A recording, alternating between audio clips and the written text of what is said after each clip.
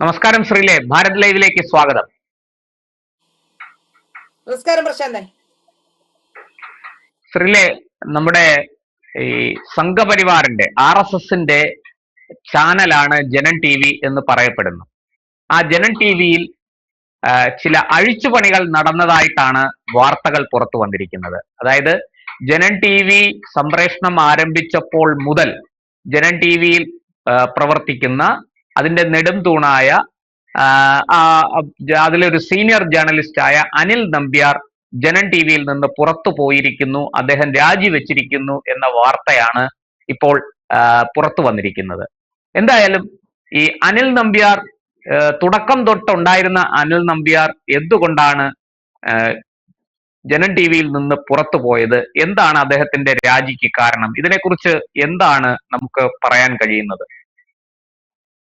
പ്രശാന്ത്, ജനൻ TVയിലേക്ക് അനിൽ നമ്പ്യാർ വരാനിടയായ സാഹചര്യം നമുക്കറിയാം. ജനൻ TV തുടങ്ങുമ്പോ പെട്ടെന്ന് കുറച്ച് ആൾക്കാരെ വേണം. അപ്പോ സംഘപരിവാർ വിചാരിച്ചിരുന്നത് സംഘപരിവാറിന് വേണ്ടത്ര മാധ്യമ പ്രവർത്തകർ ഇല്ല എന്നാണോ, അതോ ഇനി സംഘപരിവാർ അനുകൂലികളായവർ അവിടെ വേണ്ട എന്നുള്ള തീരുമാനത്തിന്റെ അടിസ്ഥാനത്തിലാണോ എന്ന് എനിക്കറിയില്ല. അങ്ങനെ ചിലർ അവിടെ കയറി പറ്റുന്നു. അപ്പോ പിന്നീട് വലിയ സംഘപരിവാറുകാരായവർ വ്യാഖ്യാനിക്കപ്പെടുന്നു. അത്തരത്തിൽ പലരും ഇപ്പൊ ഒരു പ്രൊഫഷണൽ സ്ഥാപനം തുടങ്ങുമ്പോ എല്ലാവർക്കും പറയാനുള്ള ഒരു ഇടയ്ക്കൊന്ന് പറഞ്ഞോട്ടെ, ഞാൻ മനസ്സിലാക്കുന്നത് ശരിയാണെങ്കിൽ തലശ്ശേരി ബ്രണ്ണൻ കോളേജില് SFIയുടെ യൂണിറ്റ് പ്രസിഡന്റ് ആയിരുന്ന ആളാണ് അനിൽ നമ്പ്യാർ. ആ അനിൽ നമ്പ്യാർ വാസ്തവത്തിൽ ജനൻ TVയിൽ ജോലിക്ക് കയറിയപ്പോൾ, ഒരു സീനിയർ വളരെ ഉയർന്ന ഒരു പദവിയിൽ ജോലിക്ക് കയറിയപ്പോൾ എന്നെ പോലെയുള്ള ആൾക്കാരൊക്കെ സത്യത്തിൽ ഞെട്ടിപ്പോയി. ഇതെങ്ങനെ സംഭവിച്ചു എന്നാണ് ഞാൻ ചിന്തിച്ചിരുന്നത്. പറഞ്ഞോളൂ. പക്ഷെ എനിക്കതിൽ വലിയ ആശങ്ക തോന്നിയില്ല. കാരണം 2-3 കാരണങ്ങൾ അതിലുണ്ട്. ഒന്ന്, തലശ്ശേരി ബ്രണ്ണൻ കോളേജിൽ SFI ആയിരുന്നെങ്കിലും പിന്നീട് K കരുണാകരനൊപ്പം ചേർന്ന് ആ സമയത്ത് ഏറ്റവും വലിയ കോൺഗ്രസ്സുകാരനായി നടന്നിരുന്ന ഒരാളാണ് അനിൽ നമ്പ്യാർ. അപ്പൊ അതിനുശേഷം ഭാഗ്യാന്വേഷികൾ എല്ലാ സ്ഥലത്തും എല്ലായിടത്തും എവിടെയും ഓടിക്കേറും. അവർക്കങ്ങനെ പ്രത്യേകിച്ചൊരു അതാണ്, അവസരങ്ങൾ തേടി ഓടിക്കേറും. അവർക്കങ്ങനെ പ്രത്യേകിച്ച് ഒരു ഐഡിയോളജിയോ പ്രത്യേകിച്ച് ഒരു കാര്യമോ ഒന്നും ഉണ്ടാകാനുള്ള സാധ്യതകളുമില്ല. നമുക്കറിയാമല്ലോ, വ്യാജരേഖ കേസും ഒക്കെ ബന്ധപ്പെട്ട് ഉള്ള നടന്ന കാര്യങ്ങളൊക്കെ നമുക്ക് അറിയാവുന്നതാണ്. ആ കേസ് പിന്നീട് എങ്ങനെയാണ് സെറ്റിൽ ചെയ്ത് പോയതെന്നും ഒക്കെ അറിയാം. അപ്പൊ അതുകൊണ്ട് തന്നെ ഈ വിഷയവുമായി ബന്ധപ്പെട്ട് നോക്കുകയാണെങ്കിൽ അവിടെ വന്നത് നമുക്ക് പല ആൾക്കാരും, പല സ്ഥാപനങ്ങളിൽ നിന്ന് പല ആൾക്കാരും വന്നു. സാധാരണഗതിയിൽ സംഘപരിവാർ അനുകൂലികളായ നിരവധി പേർ വിവിധ മാധ്യമങ്ങളിൽ ജോലി ചെയ്യുന്നുണ്ടായിരുന്നു. അപ്പോ ഈ വിഷയത്തെക്കുറിച്ച് എന്തെങ്കിലും സംസാരിച്ചാൽ ഇപ്പോൾ എന്നെയും പ്രശാന്തനെ എടുക്കാത്തതുകൊണ്ടാണെന്ന് വിവക്ഷ ഉണ്ടാക്കും. ഞാൻ ആ സമയത്ത് ന്യൂസ് 18 ജോലി ചെയ്യുകയാണ്. അപ്പൊ എനിക്ക് ജോലിയില്ലാതെ നിൽക്കുന്ന അവസ്ഥയായിരുന്നില്ല. അതുകൊണ്ട് ന്യൂസ് 18 ജോലി ചെയ്യുന്ന ഒരാൾ തന്നെയായിരുന്നു. കാരണം രണ്ടും ഒരേ സമയത്ത്, ഏകദേശം ഒരേ സമയത്താണ് തുടങ്ങിയത്. ആദ്യം എനിക്ക് ന്യൂസ് 18 ഇത് വന്നു, ന്യൂസ് 18 ഞാൻ പോവുകയും ചെയ്തു. അപ്പൊ അതുകൊണ്ട് ഞങ്ങളെ എടുക്കാത്തതുകൊണ്ടാണ് എന്നുള്ള ഒരു ധാരണ അത്തരത്തിൽ പ്രശാന്തും ജന്മഭൂമിയിലായിരുന്നു. അപ്പൊ അതുകൊണ്ട് അത്തരത്തിലൊരു ധാരണ പരത്താൻ ദയവ് ചെയ്ത് ആരും ശ്രമിക്കരുത്. ഇതിന് കൗണ്ടർ വരുന്ന ആദ്യം അതായിരിക്കും. അതുകൊണ്ടാണ് ഇത് ആദ്യം പറയുന്നത്. അല്ല, അവന് ജോലി കൊടുക്കാത്തതുകൊണ്ടാണ് അവൻ ജനൻ TVയെ ചീത്ത പറയുന്നത് എന്നേ ആദ്യം പറയുള്ളൂ. ഇരിക്കട്ടെ. അതെ, അതുകൊണ്ടാണ് പറയുന്നത്. ഈ ജനൻ TV എന്നല്ല, പലപ്പോഴും ഞാൻ ശ്രദ്ധിച്ചിട്ടുള്ളത്, പണ്ടൊക്കെ ഈ സംഘപരിവാർ മാധ്യമ പ്രവർത്തകർ സംഘപരിവാറിന് അനുകൂലമായി ഉണ്ടെങ്കിലും ആരും ഇത് പുറത്തു പറയാറില്ല. പലപ്പോഴും അത് പറയാനുള്ള നട്ടല് സംഘപരിവാറിലെ പ്രവർത്തകർക്കൊന്നും ഉണ്ടായിരുന്നില്ല എന്നുള്ളതാണ് ഏറ്റവും പ്രധാനപ്പെട്ട കാര്യം. മാത്രമല്ല, അങ്ങനെ പറഞ്ഞു കഴിഞ്ഞാൽ പല സ്ഥാപനങ്ങളിൽ നിന്നും പറഞ്ഞു വിടുന്ന അവസ്ഥയും ഉണ്ടായിരുന്നു. ഇപ്പൊ കൈരളിയിൽ അബദ്ധത്തിൽ ഞാനുണ്ടായിരുന്ന കാലത്ത് അക്കൗണ്ട്സിൽ ഒരാൾ, കൈരളി ചാനലിൽ അക്കൗണ്ട്സിൽ ഒരാൾ, എനിക്കറിയുന്ന ഒരു ABVP അനുകൂലിയായ ഒരാൾ ചെന്നപ്പോ 2 മാസത്തിനകം അയാളെ അവിടെ ആ സ്ഥാനത്ത് നിന്ന് നീക്കം ചെയ്തു. കാരണം അവർക്ക് അവരുടെ പ്രത്യയശാസ്ത്രത്തോടുള്ള കമ്മിറ്റ്മെന്റ്, അവരുടെ സ്ഥാപനം നശിക്കരുത് എന്നുള്ള ആഗ്രഹമൊക്കെ അവർക്കുണ്ട്. ഏതെങ്കിലും ഒരാൾ പ്രത്യയശാസ്ത്രത്തോട് കമ്മിറ്റ്മെന്റ് ഇല്ലാത്ത ഒരാൾ ഏതെങ്കിലും സമയത്ത് അവിടെ വന്ന സ്ഥാപനം നന്നാക്കിക്കൊണ്ട് പോകുന്നു ചിന്തിക്കാനും മാത്രം മണ്ടരല്ല CPM-കാർ എന്നുള്ളതാണ് അതിൽ നിന്ന് ഞാൻ മനസ്സിലാക്കുന്നത്. അപ്പൊ അതുകൊണ്ട് കോൺഗ്രസ്സുകാരും അങ്ങനെ തന്നെയാണ്, ജയ്ഹിന്ദിലും അങ്ങനെ തന്നെയാണ്. ഇപ്പോ അവിടെയുള്ള 90% പേരും, ഞാൻ മനസ്സിലാക്കുന്ന ഒരു 90% പേരും കോൺഗ്രസ്സുകാരാണ് എന്നുള്ളതാണ് അവിടെയുള്ളവർ.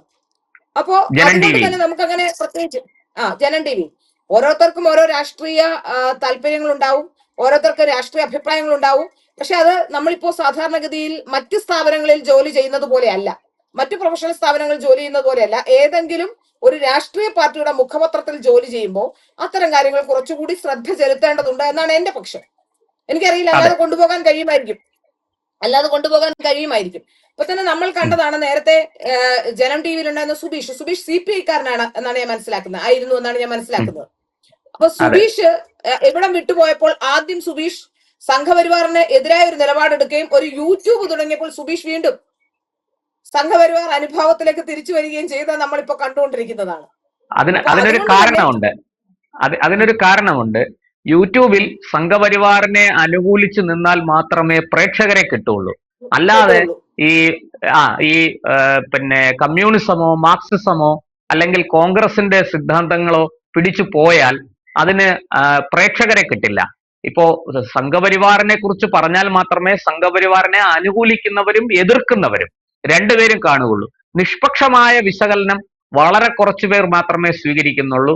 നമ്മളെപ്പോലെ അപൂർവം ചിലർ ദേശീയ കാഴ്ചപ്പാടിനോടൊപ്പം നിൽക്കുന്ന, രാഷ്ട്രത്തിനോടൊപ്പം നിൽക്കുന്ന, തെറ്റ് ചെയ്താൽ BJP ആണ്, കോൺഗ്രസ് ആണ്, CPM ആണ് എന്നൊന്നും നോക്കാതെ, മുഖം നോക്കാതെ വിമർശിക്കുന്ന നമ്മളെ പോലെയുള്ളവർ, അവർക്ക് കുറച്ച് പ്രേക്ഷകരെ കിട്ടുന്നുണ്ട്. ബാക്കിയുള്ളതെല്ലാം വാസ്തവത്തിൽ ഇങ്ങനെ ഈ സംഘപരിവാറിനെ അനുകൂലിച്ചു പോയാൽ മാത്രമേ പ്രേക്ഷകരെ കിട്ടുള്ളൂ. നമ്മളെ സംബന്ധിച്ചിടത്തോളം സംഘപരിവാർ എന്നുള്ളതിനേക്കാളും രാഷ്ട്രം, ദേശീയത, സംസ്കാരം, ധർമ്മം, സത്യം, ഇതൊക്കെയാണ് നമ്മൾ പ്രാധാന്യം കൊടുക്കുന്നത്. ഇതിനൊക്കെയാണ് അത് സംഘപരിവാറും അതിനൊക്കെ പ്രാധാന്യം കൊടുക്കുന്നുണ്ടാവും. അതുകൊണ്ടാണ് നമ്മൾ ഈ രീതിയിൽ മുന്നോട്ട് പോകുന്നത്. ഇരിക്കട്ടെ, പറഞ്ഞോളൂ. അപ്പൊ അതുകൊണ്ട് തന്നെ ആ കാലഘട്ടത്തിൽ ഈ നടന്ന തെരഞ്ഞെടുപ്പുകളൊക്കെ ആദ്യം രാജേഷ് പിള്ള ആയിരുന്നു എഡിറ്ററായിട്ട് വന്നത്. അന്ന് രാജേഷ് പിള്ള വന്ന സമയത്ത് ACV-യിലുള്ള കുറെ ജേർണലിസ്റ്റുകളെ അവിടെ കൊണ്ടുവന്നു. ACV-യിലുള്ള ജേർണലിസ്റ്റുകളെ കൊണ്ടുവരുന്ന തെറ്റൊന്നുമില്ല. പക്ഷെ ACV എന്ന് പറയുന്ന ഒരു ലോക്കൽ കേബിൾ നെറ്റ്വർക്കിന്റെ അപ്പൊ അവിടെ ജോലി ചെയ്യുന്ന ആൾക്കാർ അവരെ സംബന്ധിച്ച് അവരെത്രത്തോളം വാർത്തയിൽ അല്ലെങ്കിൽ മുമ്പോട്ട് ബാക്കിയുള്ള കാര്യങ്ങൾ വലിയ നാഷണൽ പൊളിറ്റിക്സ് ഒക്കെയോ അല്ലെങ്കിൽ മറ്റുള്ള പൊളിറ്റിക്സിനെ കുറിച്ചോ അല്ലെങ്കിൽ വാർത്തയെ കുറിച്ചോ ഒക്കെ എത്രത്തോളം വിശകലനം ചെയ്യും എന്താണെന്നൊക്കെ ഉള്ളത് ആദ്യഘട്ടത്തിൽ തന്നെ വിമർശന വിധേയമായിരുന്നു. അതിനുശേഷം ഇന്ത്യ വിഷൻ നിന്നുപോയ സമയത്താണ് സുബീഷിനെയൊക്കെ വിളിച്ചുകൊണ്ട് വരുന്നത്. സുബീഷും ന്യൂസ് 18 ഉണ്ടായിരുന്ന രേണുകയൊക്കെ ഉണ്ടായിരുന്നു അവിടെ. അതിനുശേഷം രേണുക ന്യൂസ് 18-ലേക്ക് വന്നു പിന്നീട്. അപ്പൊ അങ്ങനെ കുറച്ചു പേരൊക്കെ വന്നു. അതിനുശേഷം ഈ ആ സമയത്താണ് ഇവരെല്ലാം എത്തിച്ചേരുന്നത്, അനിൽ നമ്പ്യാർ ഉൾപ്പെടെയുള്ളവർ എത്തിച്ചേരുന്നത്. അതിനുശേഷം ഒരു ഘട്ടത്തിൽ അമൃതയിൽ നിന്ന് GK സുരേഷ് ബാബുവും അവിടേക്ക് എത്തി. പിന്നീട് GK സുരേഷ് ബാബുവിനെ ഏതോ കാരണം കൊണ്ട് എനിക്ക് തോന്നുന്നു അവിടെ നിന്ന് ഒന്ന് റിട്ടയർ ആകാനുള്ള പ്രായമായി എന്ന് തോന്നുന്നു, രണ്ട് വേറെന്തോ ഒരു പ്രശ്നത്തിന്റെ പേരിൽ വീണ്ടും GK സുരേഷ് ബാബു ജനത്തിലേക്ക് വരികയും വീണ്ടും പുറത്തു പോവുകയും ചെയ്ത സാഹചര്യമൊക്കെ ഉണ്ടായി. ഏതായാലും പല ഘട്ടങ്ങളിലും ഇത്തരത്തിൽ അനിൽ നമ്പ്യാർ എടുത്ത നിലപാടുകൾ പലപ്പോഴും വിമർശന വിധേയമായിട്ടുണ്ട്. ഒന്ന്, മുരളീധരൻ കേന്ദ്രമന്ത്രിയായിരിക്കുമ്പോൾ V മുരളീധരനെതിരെ ഒരു പോസ്റ്റ് ഇട്ടത് വലിയ പ്രശ്നം അവിടെ ഉണ്ടാക്കി. അത് റിമൂവ് ചെയ്യാൻ GK സുരേഷ് ബാബു പറഞ്ഞപ്പോൾ അത് റിമൂവ് ചെയ്യാൻ കഴിയില്ല, എന്റെ വ്യക്തിപരമായ നിലപാടാണെന്ന് പറയുകയും വ്യക്തിപരമായ പരാമർശങ്ങൾ ഒരു സ്ഥാപനത്തിൽ ജോലി ചെയ്യുമ്പോൾ അത്തരത്തിൽ കേന്ദ്രമന്ത്രി കൂടിയായ അദ്ദേഹത്തെ കുറിച്ച് പാടില്ല എന്ന് പറഞ്ഞ് അന്ന് ജീവനക്കാർ വ്യക്തിപരമായ കാര്യങ്ങൾ പറയരുത് എന്ന് പറയുകയും ചെയ്തു. ആദ്യകാലത്തൊക്കെ സത്യം പറഞ്ഞ വാർത്ത വായിച്ചിരുന്ന ചില ആൾക്കാരൊക്കെ എനിക്ക് മനസ്സിലാക്കാൻ കഴിയുന്ന CPM-ൽ ഉൾപ്പെടെയുള്ള CPM-ന്റെ ഏറ്റവും കേഡറുകൾ എന്ന് നമുക്ക് തോന്നുന്ന അത്തരം ചില കുടുംബങ്ങളിൽ നിന്ന് വരുന്ന CPM കണ്ടുപിടിച്ചു എന്ന തരത്തിൽ പ്രചരണം നടത്തുന്ന അത്തരത്തിലുള്ള ചില ആൾക്കാർ ഉണ്ടായിരുന്നു എന്ന് എനിക്ക് മനസ്സിലാക്കാൻ സാധിക്കുന്നു. ചില വാർത്താ വായനക്കാർ ശ്രീലയുടെ ശ്രദ്ധയിലേക്ക് ഞാൻ ഒരു വിഷയം പെടുത്താം. അതായത് നമ്മുടെ കതിരൂർ മനോജ് കൊലക്കേസ് ശ്രീലയ്ക്ക് ഓർമ്മയുണ്ടാവും. BJP സർക്കാർ അധികാരത്തിലേറി അല്പനാൾ കഴിഞ്ഞപ്പോൾ കതിരൂർ മനോജ് എന്ന RSSന്റെ ഒരു കണ്ണൂരുള്ള മുതിർന്ന നേതാവിനെ ബോംബെറിഞ്ഞ് വെട്ടിക്കൊലപ്പെടുത്തി. വിക്രമൻ എന്നൊരാളാണ് ആ കൃത്യം ചെയ്തത്. അയാള് പിന്നീട് പോലീസ് അറസ്റ്റ് ചെയ്തു, ജയിലിലായി വിചാരണ കാത്തു കഴിയുന്നു. ആ കേസിൽ P ജയരാജൻ എന്ന CPM-ന്റെ ഉന്നത നേതാവ് അറസ്റ്റിലായി. എന്നെ ഞെട്ടിച്ചൊരു സംഭവം, ഈ P ജയരാജനെ കാണാൻ വേണ്ടി അന്ന് ജനം TV-യിൽ ജോലി ചെയ്തിരുന്ന ഒരു ക്യാമറാമാൻ ജയിലിൽ പോവുകയും അദ്ദേഹത്തിന് ഐക്യദാർഢ്യം പ്രഖ്യാപിക്കുകയും ചെയ്തു. ഈ വിവരം പിന്നീട് ജനം TV-യുടെ മാനേജ്മെന്റ് അറിയുകയും ഈ P ജയരാജനെ കാണാൻ പോയ ഈ ക്യാമറാമാനെ അവിടുന്ന് സ്ഥലം മാറ്റുകയും ചെയ്തു. അച്ചടക്ക നടപടിയുടെ ഭാഗമായി എന്നാണ് ഞാൻ കരുതുന്നതും മനസ്സിലാക്കുന്നതും. അങ്ങനെ ആ ആള് പിന്നീട് അവിടുന്ന് ജോലി രാജിവെച്ച് പോയി. പിന്നീട് ഒരു അവസരത്തിൽ അയാൾ നല്ല ക്യാമറാമാനൊക്കെ ആയിരുന്നു. പക്ഷെ ഈ പറഞ്ഞതുപോലെ CPM-ന്റെ വളരെ സ്ട്രോങ് ആയിട്ടുള്ള ഒരു കേഡർ അയാൾ എന്ന് വളരെ വൈകിയാണ് മനസ്സിലായത്. അതിന് ഈ സംഭവം കാരണമായി. പറഞ്ഞോളൂ.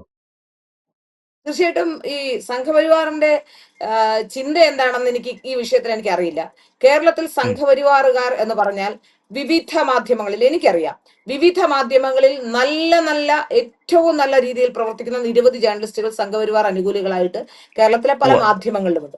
അത് ചിലരൊക്കെ ഒളിഞ്ഞും ചിലരൊക്കെ തെളിഞ്ഞും തന്നെയാണ് പ്രവർത്തിക്കുന്നത്.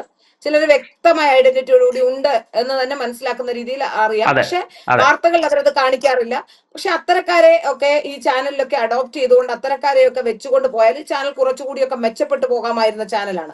അവിടെ കയറിയിട്ടുള്ള ചിലരോ ആ കയറിയിട്ടുള്ള ചിലരെ ചില സമ്മർദ്ദങ്ങളുടെ ഭാഗമായി പോലും ചില സമയത്ത് എടുക്കില്ല എന്ന് പറഞ്ഞിട്ട് ചില സമ്മർദ്ദങ്ങളുടെ ഭാഗമായി എടുത്ത ചില ജേർണലിസ്റ്റുകൾ ഇവിടെയുണ്ട്. ഉദാഹരണത്തിന് അഖിൽ പാലോട്ടുമടത്തെയൊക്കെ അഖിൽ ആദ്യം ജോലി ചോദിച്ച് ചെല്ലുമ്പോ അഖിലിന് ജോലി കിട്ടുമായിരുന്നില്ല. ജനം ടി വി എടുക്കാനുള്ള ഒരു നടപടിയും നീക്കിയില്ല. പിന്നീട് ഭാരത് ലൈവിൽ വന്ന് വാർത്ത വായിച്ച് എന്റെ കൂടെ വന്ന് വാർത്ത വായിച്ചു തുടങ്ങിയതിന് ശേഷമാണ് അഖിലിനെ ഒരുപക്ഷെ അവിടേക്ക് വിളിക്കുന്നത്. അപ്പൊ അങ്ങനെ അതുപോലെ പലരെയും അത്തരത്തിൽ എനിക്ക് മനസ്സിലാക്കാൻ സാധിക്കുന്നത് പ്രാന്തപ്രചാരകർ പറഞ്ഞിട്ട് ആണ് ഒരാളെ അവിടെ ജോലിക്ക് എടുത്തത്. അപ്പൊ അത്ര വലിയ രീതിയിലേക്ക് കാര്യങ്ങളൊന്ന് മാറി മറിഞ്ഞിരുന്നു എന്ന് എനിക്ക് മനസ്സിലാക്കാൻ സാധിക്കുന്നു. സത്യത്തിൽ അവിടെ എത്തുന്നവർക്ക് ഞാൻ ചോദിക്കുന്ന ഒരു പ്രധാനപ്പെട്ട കാര്യം, ഇപ്പൊ ഒരാൾ ജോലിക്ക് എത്തുന്നു, ഈ ജോലിക്ക് എത്തുന്നവരൊക്കെ അവരുടെ ആരെങ്കിലും പരിചയക്കാരെയോ അവരുടെ ആരെങ്കിലും ഒക്കെ ഏതെങ്കിലും ചാനലിലുള്ള പിണിയാളുകളെയോ ഒക്കെ കൊണ്ടുവന്ന് അവിടെ നിറക്കുകയാണ്. അവർക്ക് അവിടെ ഏതെങ്കിലും തരത്തിൽ പ്രത്യയശാസ്ത്രത്തോട് കമ്മിറ്റ്മെന്റ് ഉള്ളവരാണോ, ദേശീയതയ്ക്ക് വേണ്ടി നിലനിൽക്കുന്നവരാണോ എന്നുള്ള താല്പര്യമോ അങ്ങനെയുള്ള കാര്യങ്ങളൊന്നും അവർക്കാർക്കും ഇല്ല എന്നുള്ളതാണ് എനിക്ക് മനസ്സിലാക്കാൻ സാധിക്കുന്നത്. അതുകൊണ്ട് തന്നെയാണ് ഇത്തരത്തിലുള്ള പ്രശ്നങ്ങൾ അവിടെ ഉണ്ടാകുന്നത്. ഇപ്പൊ ലേറ്റസ്റ്റ് ആയി ഉണ്ടായിട്ടുള്ള വിഷയം കഴിഞ്ഞ 2 ദിവസം മുമ്പ് ഞാൻ സത്യം പറഞ്ഞാൽ ഇവരുടെ ആരുടെ ഫേസ്ബുക്ക് പോസ്റ്റ് നോക്കുകയോ ഇവരെ ഫോളോ ചെയ്യുന്ന ആളൊന്നുമല്ല. 2 ദിവസം മുമ്പ് ഗൾഫിൽ നിന്ന് ഒരു പ്രവർത്തകൻ എനിക്ക് അനിൽ നമ്പ്യാരുടെ ഒരു പോസ്റ്റ് അയച്ചു തന്നു. വേണമെങ്കിൽ എന്റെ ഫോണിൽ ഞാൻ വേണമെങ്കിൽ ഓഡിയോ കേൾപ്പിക്കാം. ഇയാൾ എന്താണ് ഇങ്ങനെ ചെയ്യുന്നത് എന്ന് ചോദിച്ചുകൊണ്ട് ഒരു ഫേസ്ബുക്ക് പോസ്റ്റ് അയച്ചു തന്നു. ഞാൻ ആ ഫേസ്ബുക്ക് പോസ്റ്റ് വായിച്ചു നോക്കുമ്പോ പോപ്പുലർ ഫ്രണ്ടിന്റെ നേരത്തെ പോപ്പുലർ ഫ്രണ്ടുകാരെ അറസ്റ്റ് ചെയ്തപ്പോൾ അവരെ കോടതിയിലേക്ക് കൊണ്ടുവരുമ്പോൾ അവരോട് മനുഷ്യാവകാശപരമായി ഇച്ചിലൂടെ പ്രവർത്തിച്ചുകൂടെ, എന്തുകൊണ്ടാണ് ഇവർക്ക് മനുഷ്യാവകാശം ലഭിക്കാത്തത് എന്നൊക്കെ പറഞ്ഞുകൊണ്ട് ആ പോസ്റ്റ് എനിക്ക് കിട്ടിയിരുന്നു. ഞാനത് വ്യക്തമായിട്ട് പറയാം ആ പോസ്റ്റിനെ കുറിച്ച്. അതായത് അതിന്റെ ചെയർമാൻ, പോപ്പുലർ ഫ്രണ്ടിന്റെ ചെയർമാൻ അബൂബക്കർ, പിന്നെ അതുപോലെ തന്നെ നസറുദ്ദീൻ എളമരം തുടങ്ങിയവർ രോഗപീഠകളാൽ വലിയ ബുദ്ധിമുട്ട് അനുഭവിക്കുന്നു. വീൽ ചെയറിൽ ഇരുത്തിയാണ് ഇവരെ കോടതിയിൽ കൊണ്ടുവരുന്നത്. അതില് തീർച്ചയായിട്ടും അവരുടെ ചെയർമാൻ ക്യാൻസർ രോഗിയാണ്. അപ്പൊ അത് ക്യാൻസർ രോഗത്തിന് ചികിത്സിക്കാൻ ജാമ്യം അനുവദിക്കണമെന്ന് ആവശ്യപ്പെട്ടവർ സുപ്രീം കോടതിയിൽ വരെ പോയി. സുപ്രീം കോടതി ആ ജാമ്യം അനുവദിച്ചില്ല. പകരം കസ്റ്റഡിയിൽ റിമാൻഡിൽ തുടരാനാണ് നിർദ്ദേശിച്ചത്. ജയിലിൽ ആവശ്യമുള്ള ചികിത്സ ഒരുക്കാനും സുപ്രീം കോടതി നിർദ്ദേശിച്ചു. അതിനനുസരിച്ച് ചികിത്സയൊക്കെ നൽകുന്നുണ്ട്. പക്ഷെ ഈ ആൾക്കാരെ, അതായത് ഈ വീൽ ചെയറിൽ ഇവരെ കൊണ്ടുവരുന്നതിന്റെ ഒരു ചിത്രം കൂടി പങ്കുവെച്ചുകൊണ്ടാണ് അനിൽ നമ്പ്യാർ ആ പോസ്റ്റ് ഇട്ടതെന്നാണ് ഞാൻ മനസ്സിലാക്കുന്നത്. ആ പോസ്റ്റ് ഡിലീറ്റ് ചെയ്തെങ്കിൽ അതിന്റെ സ്ക്രീൻഷോട്ട് എനിക്ക് ഒരാൾ അയച്ചിട്ടുണ്ട്, എന്റെ കയ്യിൽ കാണും. അതായത് ഇവർക്ക് മനുഷ്യാവകാശമില്ലേ, ഇവരെ കുറ്റവാളികളാണെങ്കിൽ ഇവരെ വിചാരണ നടത്തി ശിക്ഷിക്കണം, അല്ലെങ്കിൽ നിരപരാധികളാണെന്ന് കണ്ടാൽ ഇവരെ വെറുതെ വിടണം എന്ന് പറഞ്ഞുകൊണ്ടാണ്. വാസ്തവത്തിൽ അങ്ങനെ പറയുമ്പോൾ എനിക്ക് വലിയ ആ പോസ്റ്റ്, ശ്രീലയിപ്പോ പറഞ്ഞ പോസ്റ്റ് ഞാൻ വായിച്ചതാണ്. അത് വായിച്ചപ്പോൾ എനിക്ക് വലിയ സങ്കടം തോന്നി. കാരണം മാറാട് 8 പേര് കൊല്ലപ്പെട്ടത് പോപ്പുലർ ഫ്രണ്ടിന്റെ കൈ കൊണ്ടാണ്. അതുപോലെ പോപ്പുലർ ഫ്രണ്ടുകാർ പറയും ഞങ്ങൾക്ക് ഇതിൽ പങ്കൊന്നുമില്ല എന്ന്. പക്ഷെ വളരെ കൃത്യമായ പങ്കുണ്ട്, അതൊക്കെ കോടതിയിൽ തെളിഞ്ഞതുമാണ്.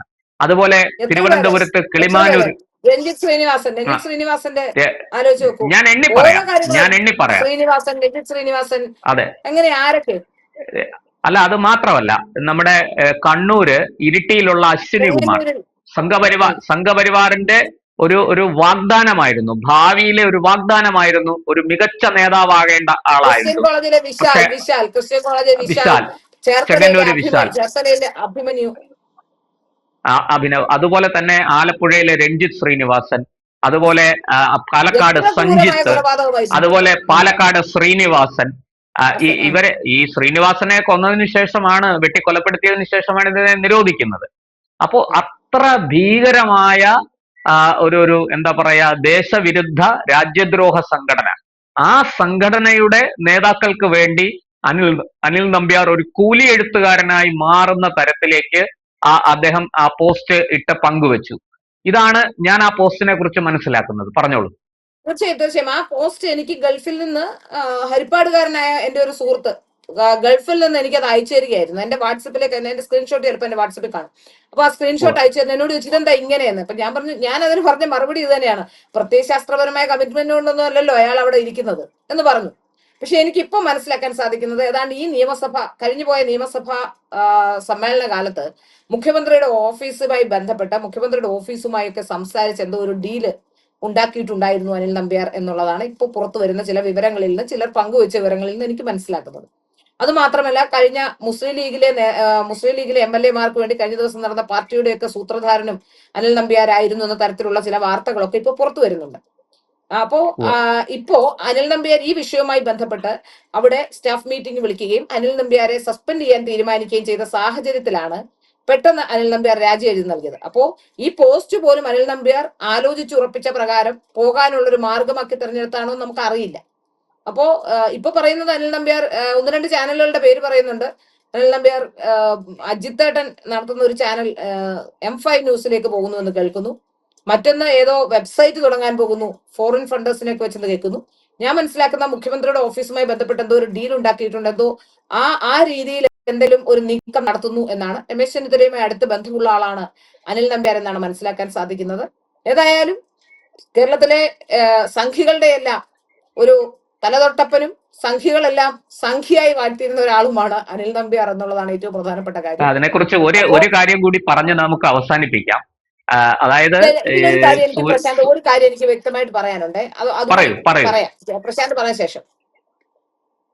അതായത് സൂര്യ ടിവിയിൽ ജോലി ചെയ്യുമ്പോൾ ഒരു വ്യാജരേഖ ഒരു മന്ത്രിക്കെതിരെ ചാരക്കേസ് അന്വേഷണം പുനരാരംഭിച്ചു എന്ന് പറഞ്ഞ് ഒരു വ്യാജ ഉത്തരവ് അത് പിന്നെ പോലീസ് ഹെഡ്ക്വാർട്ടേഴ്സിൽ നിന്ന് ലഭിച്ചു എന്നുള്ള വാർത്ത അതിന്റെ ചിത്രസഹിതം സംപ്രേഷണം ചെയ്ത കേസിൽ പോലീസ് അന്വേഷണം നേരിടുകയും അതിൽ പ്രതി ചേർക്കപ്പെടുകയും ചെയ്ത ആളാണ് അനിൽ നമ്പ്യാർ. അതിനുശേഷം അദ്ദേഹത്തിന് ഒരു മുഖ്യധാരാ മാധ്യമങ്ങളിലും ജോലി ലഭിക്കാത്ത സാഹചര്യം വന്നു.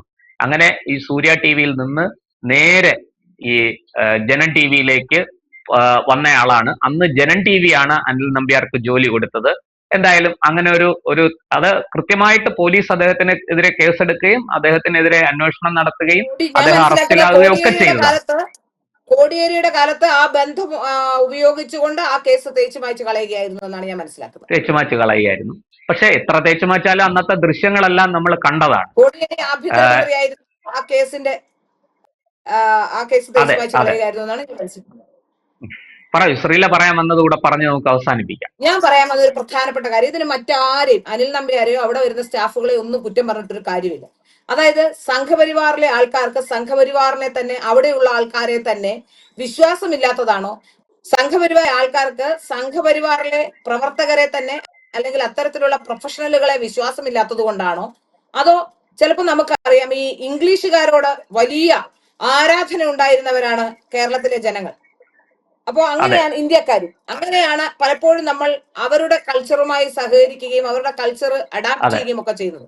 സ്വാതന്ത്ര്യം നമ്മളെ വന്ന് ഭരിക്കാനുള്ള സാഹചര്യവും ഉണ്ടായത് അങ്ങനെയാണ്. അപ്പോ ഈ ഇംഗ്ലീഷുകാരോടുള്ള അതേ വിധേയത്വം പോലെ മറ്റു വിഭാഗങ്ങളിൽ നിന്ന് വരുന്നവരോട് ഒരു പ്രത്യേക വിധേയത്വം ഈ ഇത്തരം സ്ഥാപനങ്ങൾക്കും സ്ഥാപന നടത്തിപ്പുകാർക്കും ഈ പ്രചാരകന്മാർക്കും ഒക്കെ ഉണ്ടാകുന്നുണ്ടോ എന്ന സംശയം എനിക്കുണ്ട്. അത് തന്നെയാണല്ലോ സംഘപരിവാറിന് എതിരായി ഏത് സമയത്ത് സംഘപരിവാറിനെ തെറി പറഞ്ഞുകൊണ്ടിരിക്കുന്ന ഒരാൾക്കാണല്ലോ ഇപ്രാവശ്യം PR നൽകിയത്. അതുമായി ബന്ധപ്പെട്ട കാര്യങ്ങൾ BJPയുടെ PR നൽകിയത്. അപ്പോ എനിക്ക് തോന്നുന്നു ആശയങ്ങൾ ആദർശത്തെക്കാളും വലുത് ഓപ്പോസിറ്റ് നിന്ന് എതിരഭിപ്രായം പറയുന്നവരെ അവർ സ്വീകരിക്കുന്നു എന്നുള്ളതാണ് എനിക്ക് മനസ്സിലാക്കാൻ സാധിക്കുന്നത്. അത് എന്തുതരം മനോഭാവമാണെന്ന് എനിക്ക് മനസ്സിലായിട്ടില്ല. ഞാൻ പലപ്പോഴും അത് ചിന്തിക്കാറുണ്ട്. അങ്ങനെയുള്ളവർ ഇവിടെ വന്ന് ആകുന്ന പാരകളെല്ലാം വെച്ച് ഇതിനെ നശിപ്പിക്കാനേ ശ്രമിച്ചിട്ടുള്ളൂ. അങ്ങനെ ഒരു സത്യവും കൂടി അവശേഷിക്കുന്നുണ്ട്. അത് മനസ്സിലാവണ്ടേ? ഏതെങ്കിലും സമയത്ത് ഈ സംഘടനകൾക്കും ഈ പ്രവർത്തകർക്കും ഒക്കെ മനസ്സിലാവണ്ടേ? അവിടെ ജോലി ചെയ്യുന്നവരിൽ ജനം ടിവിയിൽ നേരത്തെ ചെഗുവേരയുടെ ഷർട്ടിട്ട് ജോലിക്ക് വരുന്നവർ പോലും ഉണ്ടായിരുന്നു എന്ന തരത്തിൽ ആദ്യകാലത്തൊക്കെ പ്രചരണം ഉണ്ടായിരുന്നു. ഇപ്പോഴും നമുക്ക് വ്യക്തമായിട്ട് മനസ്സിലാക്കാൻ പറ്റും. പലരുടെയും ചട്ടകങ്ങളായി പ്രവർത്തിക്കുന്നവരും പല രീതിയിലും പല കോൺഗ്രസ്സുകാരുടെ ആൾക്കാരും കോൺഗ്രസ്സുകാരായിട്ടുള്ളവരും. പണ്ട് എന്നോട് ഒരാൾ പറഞ്ഞു ABVPയുടെ റിലീസ് കൊണ്ട കൊടുക്കുമ്പോ KSUക്കാർ റിലീസ് വന്നു എന്ന് പറഞ്ഞിട്ട് ABVPയുടെ റിലീസ് ചുരുട്ടി നേരിട്ട് ചവറ്റുകൊട്ടയിൽ എറിയുന്ന ഒരാളെ പറ്റി എന്നോട് പറഞ്ഞിട്ടുണ്ട് ഒരു മാധ്യമ പ്രവർത്തകൻ. ആ മാധ്യമ പ്രവർത്തകൻ ഇന്ന് ജനം ടിവിയിലാണ്. അപ്പോ ഇവരാരും വരുന്നതുകൊണ്ട് കുഴപ്പമില്ല. പക്ഷെ അവരുടെ മനം മാറ്റം വന്നിട്ടാണ് വരുന്നതെങ്കിൽ അതൊരു പ്രശ്നമല്ല. ഇത് അങ്ങനെയല്ലല്ലോ സംഭവിക്കുക. ഇത് കാര്യസാധ്യത്തിന് വേണ്ടി മാത്രം വന്ന് അവിടെ നിന്ന് എല്ലാ കാര്യങ്ങളും സാധിച്ച ശേഷം അവിടെ നിന്ന് പോകുമ്പോ അതിൽ എന്താണ് നമ്മൾ മനസ്സിലാക്കേണ്ടത്? ആശയപരമായാണോ നിങ്ങൾ എങ്ങനെയാണ് ആമാശയപരമായിട്ടാണോ നിങ്ങൾ ഒരു സ്ഥാപനത്തെ കാണുന്നത്, അല്ലെങ്കിൽ ആശയപരമാണോ? ഇത് വേറെ സ്ഥാപനത്തിലാണെങ്കിൽ കുഴപ്പമില്ല. ഇപ്പൊ പ്രൊഫഷണൽ റിപ്പോർട്ടർ ചാനലിലാണെങ്കിൽ പ്രശ്നമില്ല, കാരണം എല്ലാ തരത്തിലുള്ള ആൾക്കാരും ഉണ്ട്. അവരൊരു ഏതെങ്കിലും ഒരു പ്രത്യയശാസ്ത്രവുമായി ബന്ധപ്പെട്ടോ അല്ലെങ്കിൽ ഏതെങ്കിലും ഒരു പ്രത്യയശാസ്ത്രത്തിന്റെ ഉള്ള കമ്മിറ്റ്മെന്റോ മാത്രം പുലർത്തുന്ന ഒരു സ്ഥാപനമല്ല. അപ്പൊ അതുകൊണ്ട് തന്നെ പലരും എനിക്ക് എന്റെ അയാൾ അയച്ചെന്ന ഓഡിയോയിൽ അയാൾ പറയുന്നത് ഈ അനിൽ നമ്പ്യാർ കാരണം ഒരുപാട് പേർ അവിടെ വിട്ടുപോയിട്ടുണ്ടെന്നൊക്കെ പറഞ്ഞ് അയാൾ ഞാൻ പറഞ്ഞു പുള്ളിയോട് എനിക്കറിയില്ല, ഞാൻ ജനം ടി വിയിലെ കാര്യങ്ങൾ അങ്ങനെ ആലോചിക്കാറോ ശ്രദ്ധിക്കാറോ ഇല്ല, എനിക്ക് അതിനെ കുറിച്ച് അറിയില്ല. കുറച്ചു പേരൊക്കെ ഇങ്ങനെ പറയുന്ന കേൾക്കുന്നു എന്നതിനപ്പുറത്തേക്ക് ഞാനത് അന്വേഷിക്കാറില്ല എന്ന് പറഞ്ഞു. അപ്പൊ അദ്ദേഹം ശ്രീല പറഞ്ഞതുപോലെ ഇവിടെ കുറ്റം വാസ്തവത്തിൽ ഈ വരുന്നവർക്കല്ല, ഇവരെ അവിടെ ജോലിക്കെടുക്കുന്ന ഇതിന്റെ മാനേജ്മെന്റിനാണ്.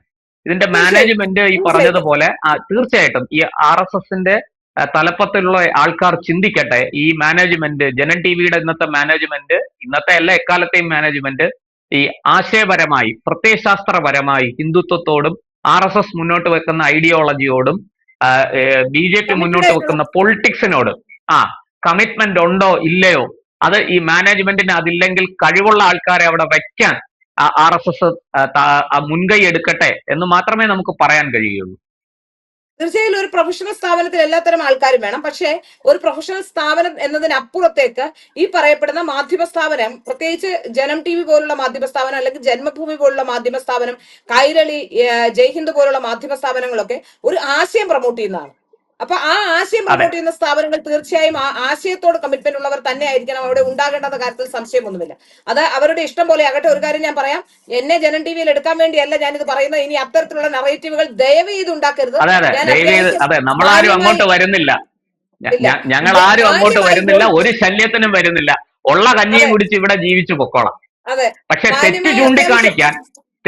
തെറ്റ് ചൂണ്ടിക്കാണിക്കാൻ ഞങ്ങൾ എപ്പോഴും ഉണ്ടാവും. അത് തീർച്ചയായിട്ടും ചൂണ്ടിക്കാണിക്കുകയും ചെയ്യും, യാതൊരു ഭയവും ഇല്ലാതെ. ഒരു കാര്യം കൂടെ, ഒരു ടെൻഷനും ഇല്ലാതെ ഞങ്ങൾ 2-3 ജേർണലിസ്റ്റുകൾ ചേർന്ന് ഈ സ്ഥാപനം മുമ്പോട്ട് കൊണ്ടുപോകുന്നുണ്ട്.